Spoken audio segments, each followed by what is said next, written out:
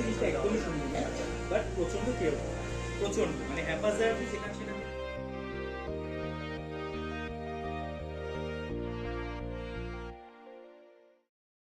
একটা তারা দেখবে 1 মাস মানে কতদিন? 30 দিন। প্রতিদিন 1 ডিগ্রি করে সরে যাচ্ছে, তাহলে 30 দিনেও কত ডিগ্রি সরে যাবে? 30 ডিগ্রি। তাহলে আমি যে স্টারটাকে আজকে মাথার উপরে দেখবো, সেই স্টারটা 1 মাস পরে 30 ডিগ্রি হয়েছে। তাহলে আমি যদি ধরো আকাশে দেখছি দুটো তারার মাঝখানে এইদিকে একটা তারাকে দেখতে পাচ্ছি, এইদিকে একটা তারাকে দেখতে পাচ্ছি, তাহলে আমি তো বলতে পারি ওই দুটো তারা সেকেন্ড বা থার্ড মিনিটে আমার আসার সময় যে আরেটা আমি পাচ্ছি সেটা হচ্ছে 10 hour 45 মিনিট। তাহলে যখন তুমি 7টার সময় আকাশ দেখতে উঠবে, 1 ঘন্টা আগে উঠেছ, তাহলে 10 hour 45 মিনিটে 1 ঘন্টা করে দিলাম। দেখো সেই 10 hour 45 মিনিটেই মিলছে, খেয়াল করে দেখো। তাই তো মেলার কথা। রাত্রির 8টা, রাত্রির 8টার সময় আলটিমেটলি আমরা এখানে পাচ্ছি।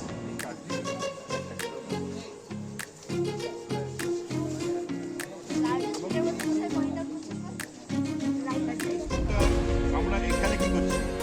কোনো অবজেক্ট ধরার জন্য ঘাটবে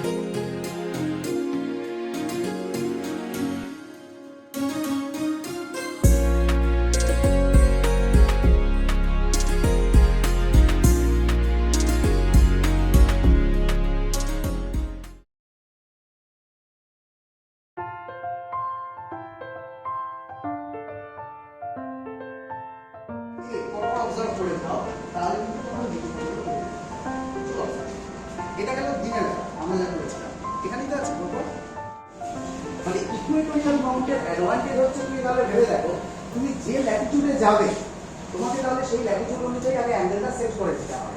করে এই যে আরএ অ্যাক্সিসটা, এই আরএ অ্যাক্সিসটাকে কার দিকে পয়েন্ট করিয়ে রাখতে হবে? পোল স্টারের দিকে। এইটাকে আমরা বলি নর্থ ফাইন্ড। এবং সেই টাইমে বোধহয় ওয়ান অফ দ্য ফিমেল একজন অবজার্ভার যিনি এটা করতেন, তখনকার দিনে মহিলার এই ক্যালকুলেটার অ্যাড হতো না, কিন্তু উনি ছিল ওই হার্শেলের লাইক ফলো এটা একটা প্র্যাকটিক্যাল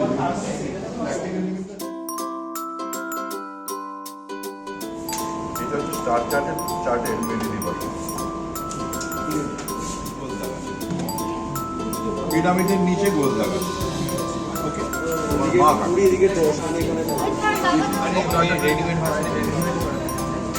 আমরা কিন্তু যারা বানাচ্ছি আমাদের হাতে 10 মিনিট সময় আছে, যে যাবো ব্যবস্থা আছে।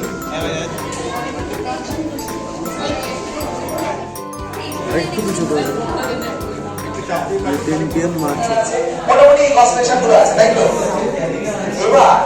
এবার সোজা এই আকাশে, এবার এই অ্যাকচুয়াল আকাশে এখানে কোথায়?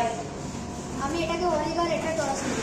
ওইটা টরাস বলছে আর অরিগা বলছে ও ওইটাকে। আচ্ছা বেশ, এবার বলো সবাই কি একমত নাকি ও ওইটা টরাস না ও ওইটাকে টরাস বলেছে?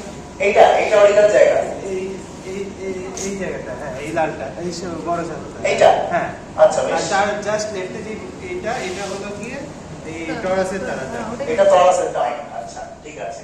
আর কেউ দ্বিমত পোষণ করছো ওর সাথে যে ওটা অ্যালডেবেরান নয়, ও মনে হচ্ছে ওটা জুপিটার। ফাইন, আচ্ছা ঠিক আছে, অন্যরকম আইডিয়া বলুন। আর কারণ মনে হচ্ছে ওটা অ্যালডেবেরান বা জুপিটার।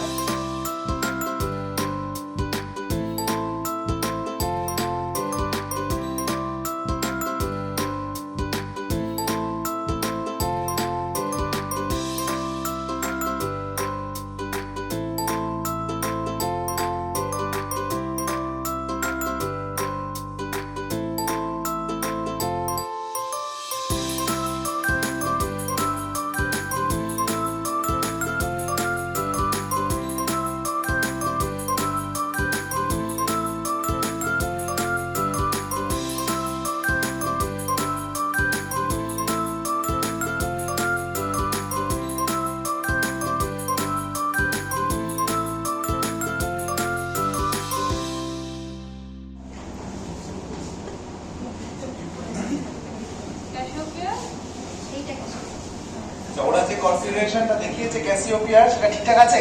ক্যাসিওপিয়ার সাথে মিলেছে? ক্যান্সার ওরা যেটা বলেছে কোন দুটো প্রমিনেন্ট কনস্টেলেশনের মাঝখানে রয়েছে? ক্যান্সার, লিও, জেমিনি। লিওটা কোন পজিশনে রয়েছে? একদম আমাদের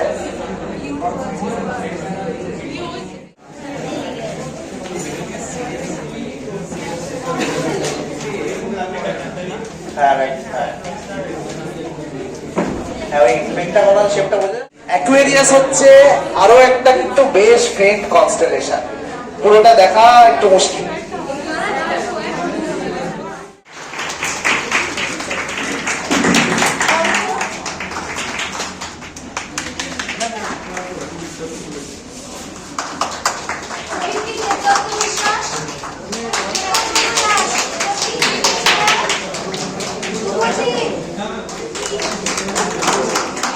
যে শব্দটা বলতে চাই, JBNSTS এর প্রত্যেকটা প্রোগ্রাম যেন আমাদের নতুন করে বাঁচতে শেখায়।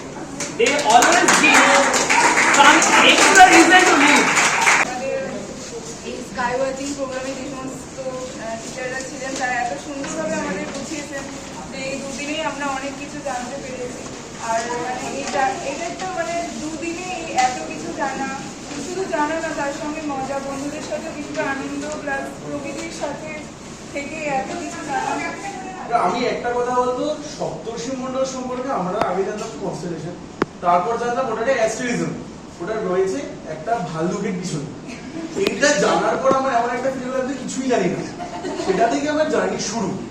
এবং I thank JBNSTS, I thank sky watchers association, যে আমাদের ওই যে কোশ্চেন মার্কটা যেটা এখন হুমানিতা বললো, সেইটা হাতে ধরে কিভাবে এই আকাশ, এই যে ইনফাইনাইট ওয়ান্ডার, এটাকে চেনানো এবং প্রত্যেকটা ধাপে ধাপে প্রত্যেকটা পার্টে একটা পয়েন্ট থেকে একটা পয়েন্টে আমাদের নিয়ে গেছে এই অন্ধকার আকাশের বুকে, যেটা আমাদের JBNSTS ছোটবেলা থেকে, আমি একদম খুবই ছোটবেলা থেকে আসছি, জীবনের পথে এগিয়ে নিয়ে গেছে।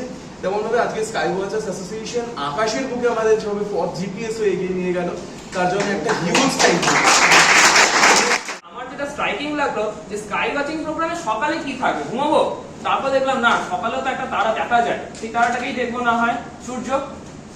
তো এসে প্রথমেই দেখলাম সূর্য, তারপর সেখান থেকে রাত্রিবেলা যখন একটার পর একটা কনস্টেলেশন দেখছি, চিনছি, সেই যে অনুভূতিটা, সেটা আমি জানি না কোনো ভাষা আছে কিনা, বাংলা ভাষায় আমি বিশ্লেষণ করতে পারবো না। সবার আগে সপ্তর্ষি মণ্ডল যে চিনলাম, মানে এতদিন সপ্তর্ষি মণ্ডলের নাম শুনেছি, কোনোদিন দেখিনি। দৈবায়ন যে বলেছে তারপরে বলার মতো কিছু নেই, কিন্তু সপ্তর্ষি মণ্ডল কথাটা বলার পরে আমার একটা কথা মনে হলো। আমরা প্রথম যে কনস্টেলেশন যেটা ছোটবেলা থেকে শুনে এসেছি সেটা সপ্তর্ষি মণ্ডল, সেটা হচ্ছে কোশ্চেন মার্ক। একটা কোশ্চেন মার্ক দিয়ে আমরা শুরু করেছিলাম, অনেকটাই অ্যান্সার জেনেছি, কিন্তু তারপরে কোশ্চেন মার্ক মনে রয়ে গেল, কারণ আমরা ইনফিনিটের কাছে আমরা খুবই নগণ্য কিছু জানতে পারলাম। কোশ্চেন মার্ক দিয়ে আমাদের শুরু, হাজারো কতগুলো কোশ্চেন মার্ক দিয়ে আমাদের এই প্রোগ্রাম শেষ হচ্ছে।